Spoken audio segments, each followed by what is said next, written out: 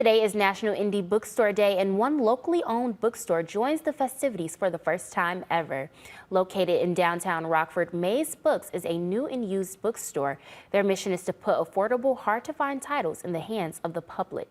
The bookstore community celebrates this holiday every last Saturday in April.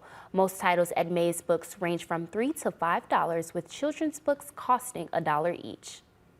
We have books here you'll never see at any big box store ever.